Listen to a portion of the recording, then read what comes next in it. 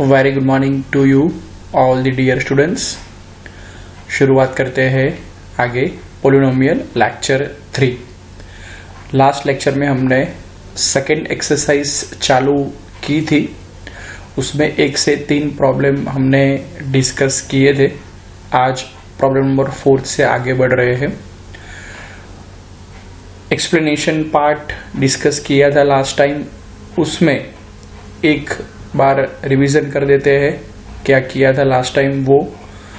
तो last time title था explanation में कि relationship between roots of polynomial यानी कि zeros of polynomial and coefficient. हमने वो भी डिस्कस किया था। कोएफिशिएंट यानी कि a is x coefficient of x square, b is coefficient of x and c is constant term. तो दो अलग अलग रिलेशन हमने याद किया था। Sum of zeros and product of zero, alpha plus beta. वो मैंने बताया था कि x की जो दो अलग अलग वैल्यू आती है, एक को हम बोलेंगे अल्फा, दूसरे को हम बोलेंगे बीटा। और अल्फा बीटा को सम करो, अल्फा प्लस बीटा, तो वो फॉर्मूला है -b/a। प्रोडक्ट ऑफ जीरो है alpha into beta, that is called as a c/a। c is any constant term, a is coefficient of x square. एक example मैंने solve किया था, उसके बाद एक्सरसाइज चालू की थी। चलो शुरुआत करते हैं प्रॉब्लम नंबर 4 से 5। प्रॉब्लम नंबर 4, उसमें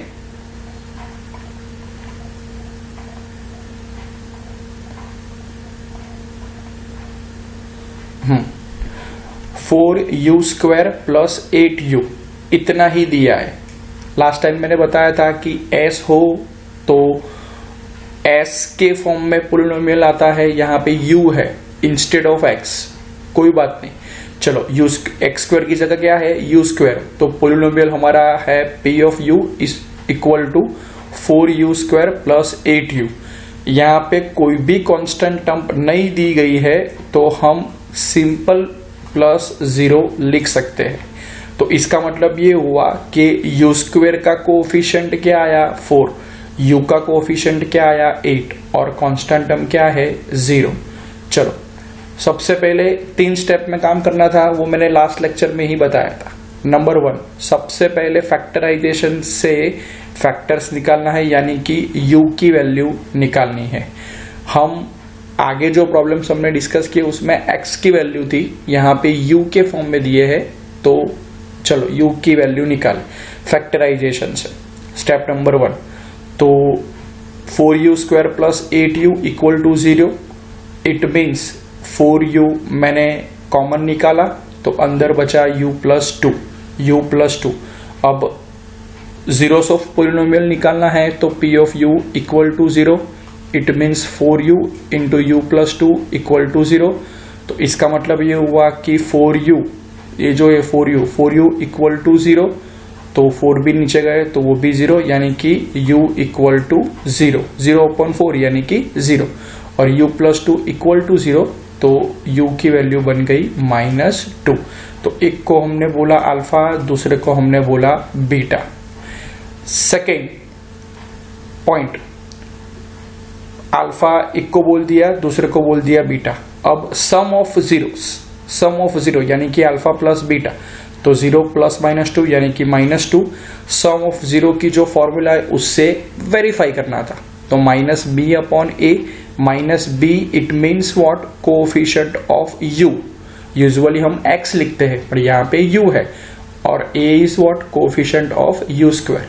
तो ये जो पोलिनोमियल है ax square plus bx plus c के फॉर्म में, उसमें u का कोएफिशिएंट कौन है 8 और u स्क्वायर का कौन है 4। तो 8/4 -4 -2, तो इक्वल टू 4 दूजा -2, तो -2, यहाँ पे भी -2 आया, यहाँ पे भी -2 आया। तो ये जस्ट वेरीफाई करने वाला प्रॉब्लम्स हमने किया था, बिल्कुल वही, कोई अलग टाइप के प्रॉब्लम्स नहीं है। Sum of polynomial, sum of zeros, उसके बाद प्रोडक्ट ऑफ जीरोस। तो प्रोडक्ट ऑफ जीरोस में हम क्या करते हैं, alpha into beta, alpha into beta, तो 0 इंटू -2 तो 0 बन गया।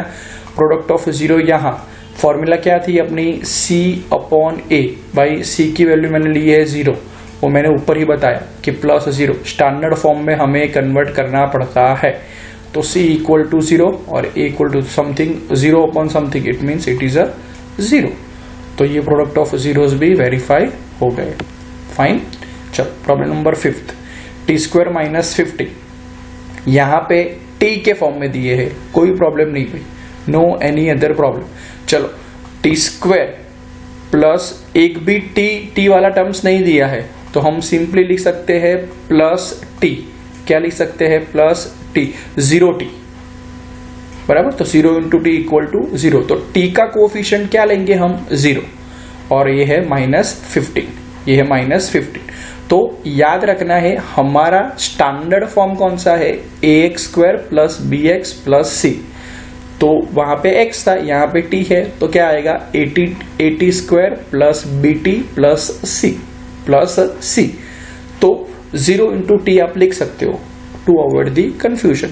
चलो सबसे पहले पहला स्टेप निकालो फैक्टराइजेशन से, t² - 15 इतना ही दिया है भाई, तो ऑफ कोर्स इसको हम फैक्टराइजेशन सी मेथड से अगर आगे बढ़े तो सिंपल सी बात है, a² - b² वो अप्लाई कर सकते, तो t² minus √15 whole square, a² minus b², तो उसके दो फैक्टर आएंगे, a minus b, a plus b, तो t minus √15, t plus √15। Okay, चलो अब जीरोस ऑफ पोलिनोमियल निकालना है, तो p of t equal to 0, यानी कि t की वैल्यू क्या आएगी, -√15 और t की वैल्यू आएगी +√15। तो एक को हम बोलेंगे अल्फा, एक को हम बोलेंगे बीटा, किसी को भी कोई भी ले सकते हो, कोई प्रॉब्लम नहीं है। पहला अल्फा लेना है, उसके बाद ही बीटा लेना है, it's not like that, you can take any one as a alpha, any other as a beta. चलो अल्फा प्लस बीटा, तो -√15 plus √15 equal to 0।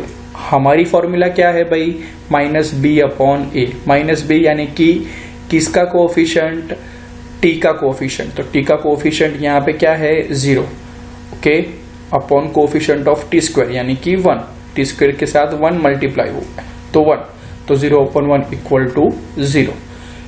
Similarly product of 0, alpha into beta, it means -√15 into +√15, okay, तो √15 into √15 यानी कि 15, but minus है तो of course वो क्या आएगा, -50। प्रोडक्ट ऑफ जीरोस, तो constant term upon coefficient of t, coefficient of t², तो कांस्टेंट टर्म क्या है भाई, -√15, ये माइनस कंसिडर करना है। अगेन आई से हमारा स्टैंडर्ड फॉर्म क्या है, ax² plus bx plus c, तो यहाँ पे क्या आएगा, t² plus 0t plus into bracket -15, तो -15 अपॉन 1, t² का कोएफिशिएंट दैट इज a, तो यहाँ पे भी आया -15। तो simply we just have to verify sum of zeros and product of zeros. 3 points जो मैंने लास्ट लेक्चर में भी बताए थे वही, पहले फर्स्ट है फैक्टराइजेशन से फैक्टर निकालो, नंबर 2 एक को बोलो अल्फा, दूसरे को बोलो beta, number 3 just verify sum of zeros and product of zeros. चलो problem number 6, 3x² - x - 4, p of x equal to 3x² - x - 4। What is the first point, factorization से निकालना है, तो last term 4a, first term का coefficient है 3, तो 4 3 जा 12, okay, तो 12 को इस तरह से स्प्लिट करना है, जैसे बीच में -1x आए, तो 4 3 जा -4 plus 3, -4 plus 3, right.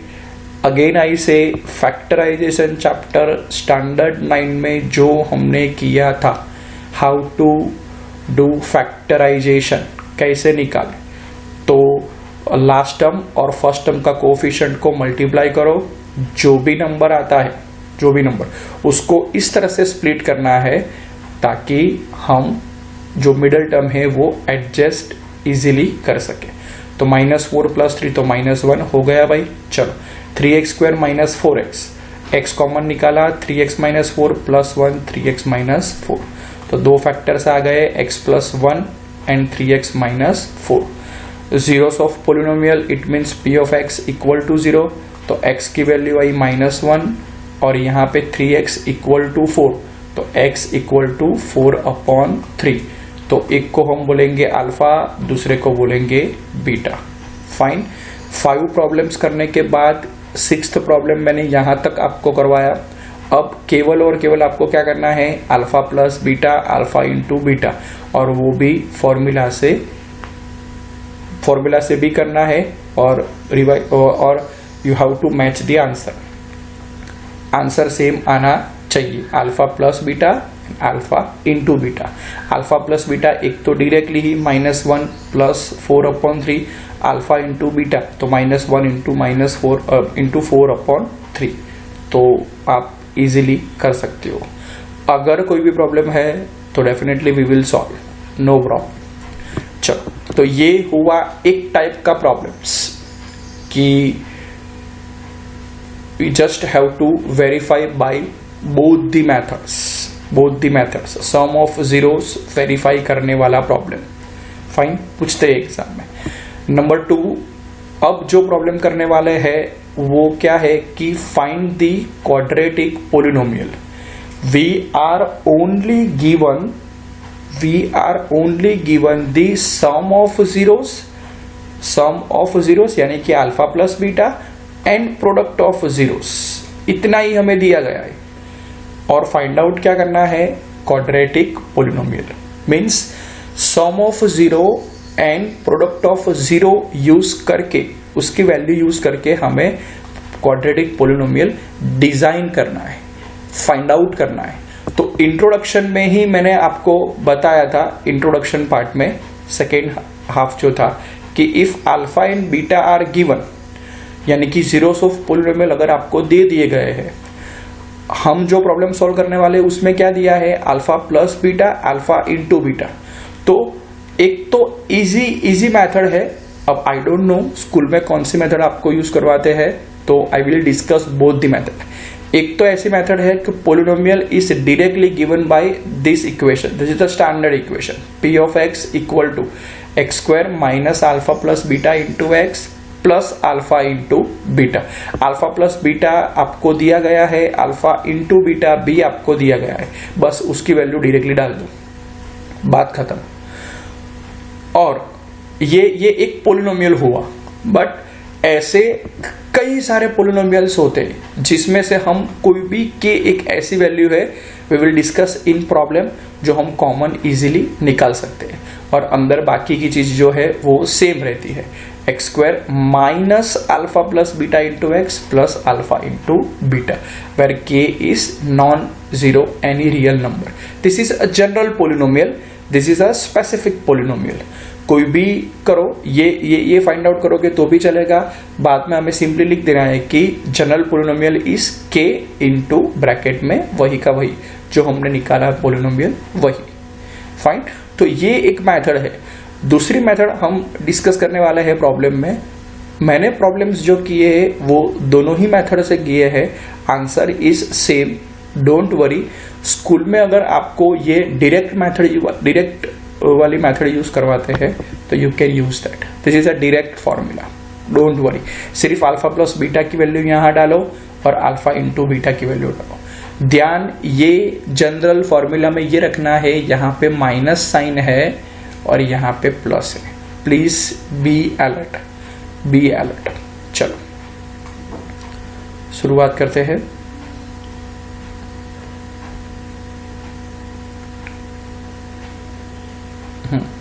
Problem number 1, sum of zeros दिया है 1/4 एंड प्रोडक्ट ऑफ जीरोस दिया है -1। सम ऑफ जीरोस, ओके, यानी कि what we are given, alpha plus beta equal to 1/4, alpha into beta equal to -1 into -1। चलो अब मैं आपको पहले दूसरी मेथड बता दूं so that it will be easy for you as per explanation. सिर्फ और सिर्फ ये डायरेक्टली लिख दो कि p of x equal to x square minus 1 into bracket alpha plus beta into x plus alpha into beta. सिर्फ और सिर्फ अल्फा प्लस बीटा और अल्फा इंटू बीटा की वैल्यू डाल दो।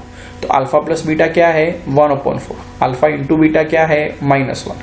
चलो अब क्या करते हैं कि x square minus 1/4 into x -1। Okay, यहाँ पे अपॉन 4 है तो we are taking 4 as a LCM. तो 4x स्क्वायर माइनस एक्स, क्योंकि इसके नीचे तो 4 है ही, तो -x और 4 को यहाँ पे भी मल्टीप्लाई किया तो इट विल बी -4। अब अपॉन में क्या आएगा 4, तो 1/4 मैंने कॉमन लिया, अंदर यही इक्वेशन लिखा 4x square minus x minus 4। तो ये क्या है, what is this, this is a value of k, जैसे मैंने बताया था आपको जनरल फॉर्मूला में। तो ओवरऑल पोलिनोमियल क्या हुआ हमारा k into 4x square minus x minus 4। This is our, यहां तक करोगे तो भी कोई प्रॉब्लम नहीं है, तो भी कोई प्रॉब्लम नहीं है। ax square plus bx plus c के फॉर्म में आपने लिखा है, डोंट वरी। बट ये डिनोमिनेटर में वैल्यू 4 है तो हमने एलसीएम लिख के थोड़ा स्टैंडर्डाइज फॉर्म में किया। ओके, हम यही प्रॉब्लम दूसरी मेथड से करने वाले हैं। Let us see by second method, sum of zeros equal to 1/4, product of 0 equal to -1। तो सबसे पहले क्या करना है स्टूडेंट्स कि सबसे पहले what we have to do is first है कि let the quadratic polynomial is ax square plus bx plus c and its zeros are alpha into beta. Suppose हमारा क्वाड्रेटिक पोलिनोमियल है ax square plus bx plus c और उसके जो zeros है वो alpha and beta है। अब alpha plus beta दिया है, अल्फा इंटू बीटा भी दिया है, तो alpha plus beta equal to 1/4। But हमें तो पता है alpha plus beta is what -b/a, -b/a। तो हमने क्या किया कि एक साथ लिख दिया कि alpha plus beta equal to 1/4 equal to -b/a। Similarly alpha into beta equal to c/a equal to here value क्या दी थी -1/1।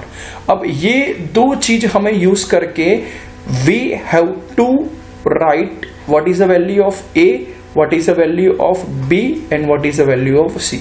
कोई भी दो में से कोई भी पहले कंपेयर कर सकते हो, जैसे कि मैंने यहां लिखा -b/a equal to 1/4 equal to 1/4।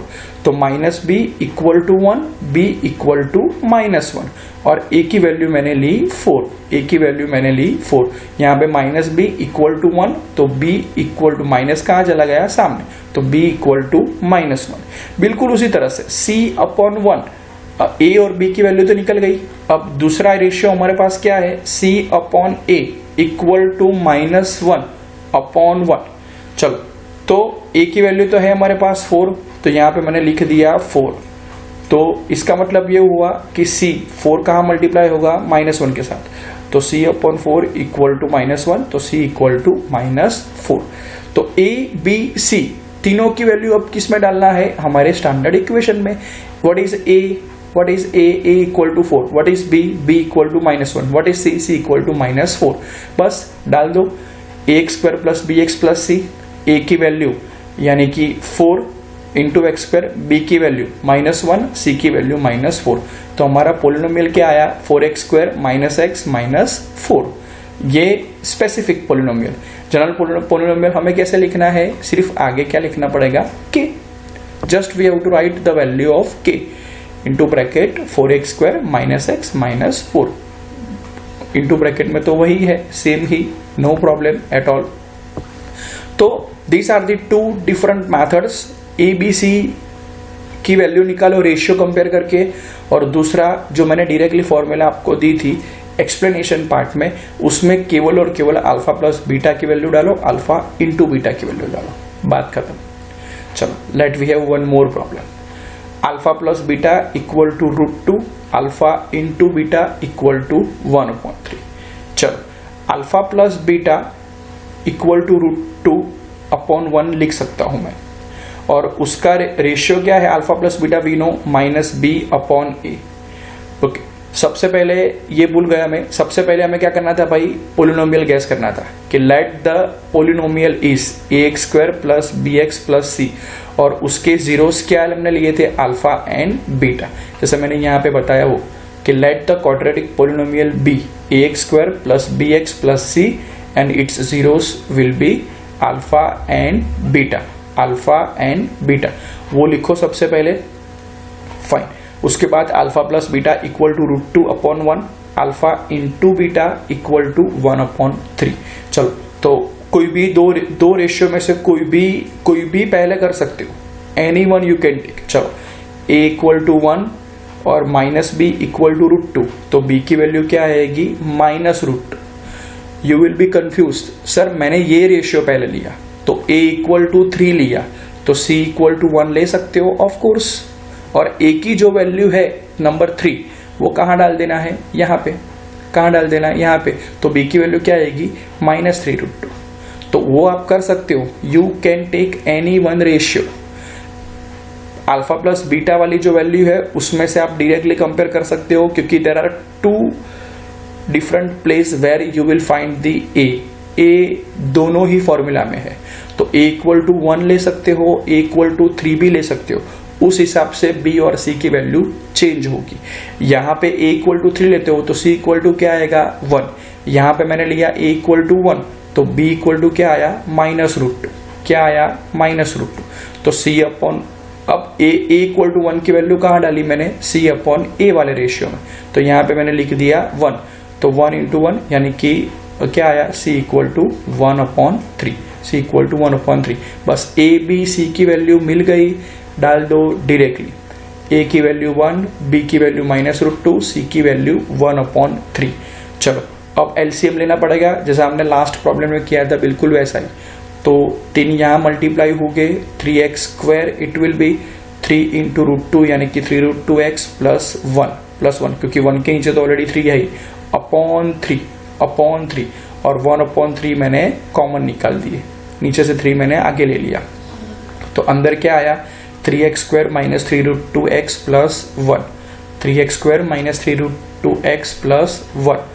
तो this is our standard polynomial k into 3x²। k की वैल्यू क्या है, k की वैल्यू लिखो नहीं लिखो it doesn't make any difference, polynomial अपना ये है 3x² - 3√2x plus 1। Okay, again I say don't confuse, sir a equal to 1 लिया, a इक्वल टू 3 ले सकते हो, यू कैन टेक a दोनों ही रेशियो में है, बट जिस रेशियो में से a की वैल्यू आप निकालते हो उसी रेशियो में से कॉरस्पॉन्डिंग b या c की वैल्यू आपको लिखनी है। a इक्वल टू 1 लेते हो तो -b इक्वल टू √2 यानी कि b इक्वल टू -√2। अगर a की वैल्यू 3 लेते हो तो c की वैल्यू 1 लेनी है, बस ये मेंटेन करना है। और हमारी दूसरी मेथड तो डायरेक्ट है ही भाई, अल्फा प्लस बीटा की वैल्यू डाल दी √2, अल्फा इंटू बीटा की वैल्यू डाल दी 1/3, बात खत्म। 3 यहाँ पे एलसीएम लिया, मल्टीप्लाई किया, आया वही इक्वेशन है ना भाई, वही इक्वेशन है, no problem at all. Is this clear? So दोनों ही मेथड स्कूल में जो भी मेथड से करवाया है you just follow that. Third problem, alpha plus beta equal to 0, alpha into beta equal to √5। तो alpha plus beta equal to 0/0 नहीं लिख सकते भाई, because something upon 0 is always infinite. Okay, तो ये 0 इक्वल टू -b/a मैंने लिया, but इसमें से a equal to 0, b equal to 0 की वैल्यू हम नहीं ले सकते। तो ऑलवेज यहाँ पे क्या करना था कि alpha into beta alpha into beta वाला है, उसी रेशियो में से a की वैल्यू ली, a इक्वल टू 1 तो c इक्वल टू क्या होगा √5, a की वैल्यू यहाँ 1 डाल दी तो b की वैल्यू क्या होगी 1 इंटू 0 यानी कि 0। तो a equal to 1, b equal to 0, c equal to √5। जैसा मैंने बताया था कि सर आपने तो बोला कि a की वैल्यू कोई भी रेशियो में से ले सकते हो, बट यहाँ a की वैल्यू 0 ली, b की वैल्यू 0 ली, तो c की भी वैल्यू क्या आएगी 0, तो पोलिनोमियल बनेगा ही नहीं भाई। फाइन, इसीलिए यहाँ से मैंने वैल्यू डाली। वेरी रेयर केस, बट ऐसा होता है कभी कभी. फाइन. चलो, so required polynomial will be, A की वैल्यू डालो, अपना गैस किया हुआ पोलिनोमियल कौन सा था, ax² plus bx plus c.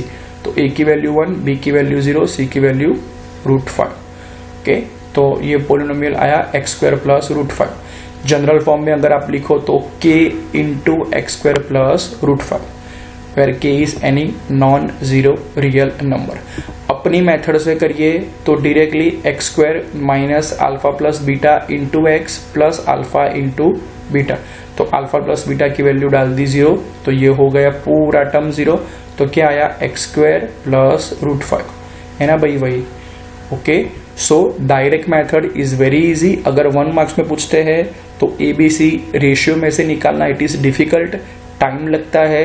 1 mark में अगर पूछते हैं तो आई इंसिस्ट के रिक्वायर्ड पोलिनोमियल डायरेक्टली यही लिख दो, x² minus alpha plus beta into x plus alpha into beta, और अल्फा प्लस बीटा की वैल्यू डाल दो और अल्फा इंटू बीटा की वैल्यू डाल दो, बात खत्म. डियर स्टूडेंट्स, 4, 5, 6 बिल्कुल उसी तरह के प्रॉब्लम्स है, तो hope that you will do in the homework. तो this is the end of exercise 2.2.